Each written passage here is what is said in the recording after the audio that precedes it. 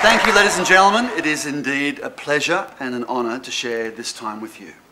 And why are we here?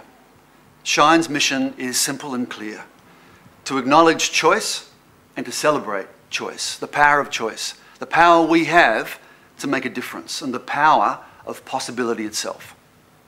Now, we know right now in the world there's a lot of sadness and fear and uncertainty, a lot of polarisation in the world. That means there's something new is possible as well. That means there's room for each and every one of us to make a massive difference. But why is it that we wait so long until our back is right up against the wall before we really move? We wait until the credit card is denied and the money's drained away. We wait until the door is slammed in our face and someone we love walks away. We wait till one of our parents lays dying before we say the words, "I love you, I'm proud of you, you've done well." And tonight, the world's back is right up against the wall. So we're here tonight together to celebrate choice, the power to choose better and the power to choose bigger. Welcome to Shine.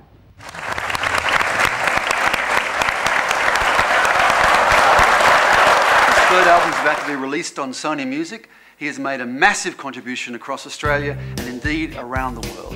Please welcome the dynamic Mr. David Campbell.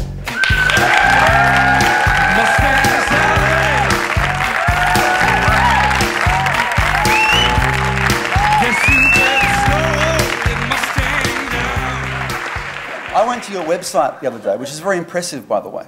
Yeah, I took all the porn off, which is much more impressive. That's what I was looking for. But I made the mistake of clicking print, all info and biog work on David Campbell. And 3 hours later, in 3 reams of reflex paper, it finally finished. Yeah, I've done a bit.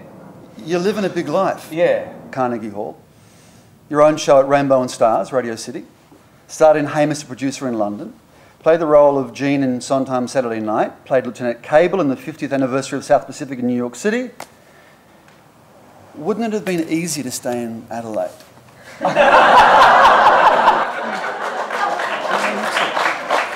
had a great job at a hardware store.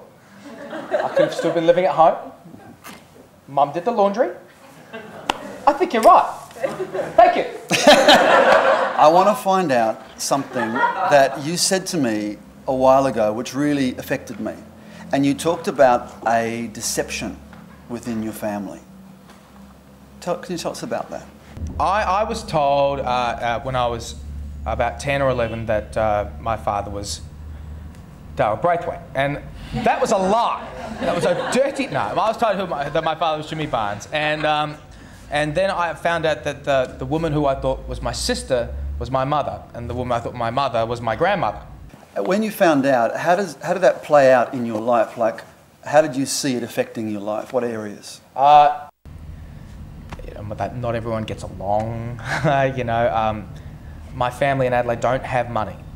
They're a very proud English working class, below working class family, and so there's a lot of pride there. And of course my dad had made a bit of money by that stage, and he would come in and buy me shoes and games and things like that. And that was strange, because then you're not really buying love, and it's a whole... Was there a moment when the repair happened, when the healing began? I don't think it's ever happened, to be honest. I'll be honest about that. It still hasn't happened. I haven't spoken to my dad in 3 years, really. I haven't spoken to my birth mother in 3. It's just all strange. It'll never be the same. It'll never be the same. Dad.